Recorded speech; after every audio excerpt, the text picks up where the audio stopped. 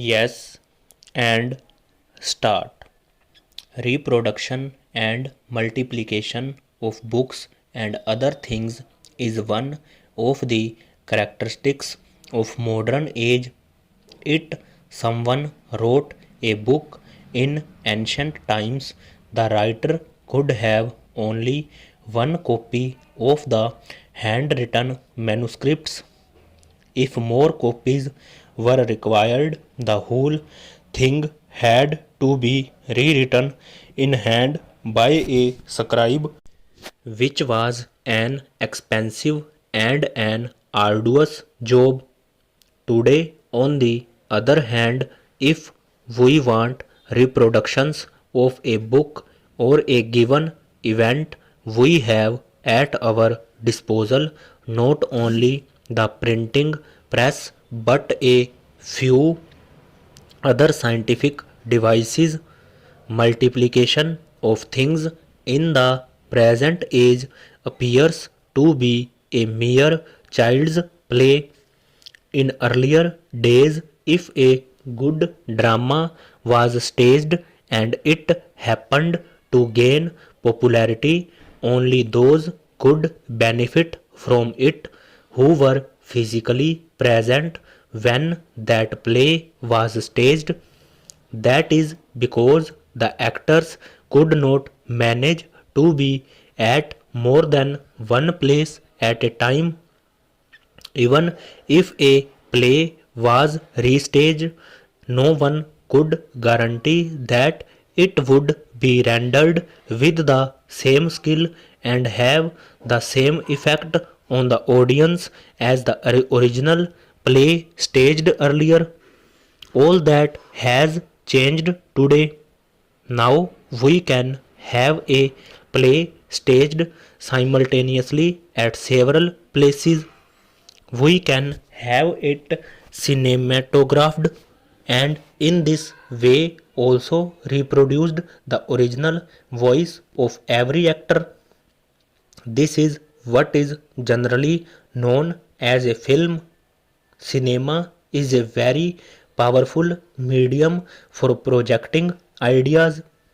It can create excellent effect on the audience if it has well groomed actors, nice dialogues and conveys a good moral, but it is equally potential in its destructive powers if the characters are immoral, so that their life as portrayed in films tends to degrade rather than raise society. The capacity of the drama to do good or evil is limited in the sense that it can influence only those who see it enacted at one place at a time. But the capacity of the film is unlimited because of its reproductions and the large number of people who can see it any number of times at any number of places. It is therefore very necessary to be cautious in the production and use of films in order to ensure that they are utilized for the good of society. Broadly speaking, cinema may be said to have three main objectives, namely education, recreation, and propaganda, and these have utmost importance. After all, books can give only a part of the knowledge which is desirable for man to acquire. Far more than books, it is the experience, the contexts, and the environments which go to constitute an individual's knowledge.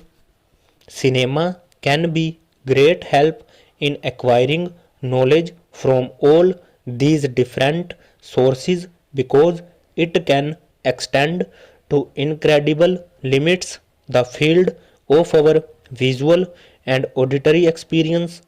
It is a truism that things which we see with our own eyes influence us far more than things which we hear from others' mouths. Things which we see on the screen may not be leaving as lasting an impression on us as things which we see in our actual life, but nevertheless, scenes of the screen are more effective than descriptions read in print or heard through ears.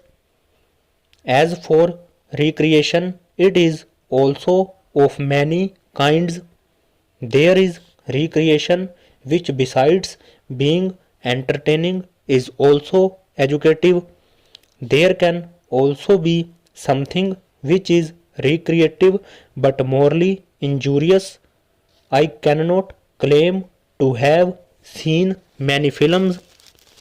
Actually, I have not had many occasions to see them, but I am told by many a friend that quite a number of films belong to the latter category, and that far from being a genuine source of recreation or education, they only stimulate sensuousness. Such films have a particularly bad effect on younger minds. Maybe that such films are more popular than others. It is also possible that such films may be more paying. It might be said by some that films are produced on a commercial basis and therefore the producers have to produce only what is in demand. It may also be said that the principal function of the cinema is to provide entertainment, in which case producers have to be guided by popular taste. All these good points might be adduced for the sake of argument, but I would like to point out to those connected with our cinema industry that if they want to render real service to the public, and I do believe it should be their ideal, all these arguments should be of little consequence to them. At any rate, these are secondary considerations. The primary consideration must be service of the people. No service can be real unless it safeguards the genuine interests of those who are sought to be served. I would request film producers to think over this and ask themselves as to what their real aim is. The aim has to be service of the people, which is not incompatible with commercial success. But commercial success without service is hardly worth anything over.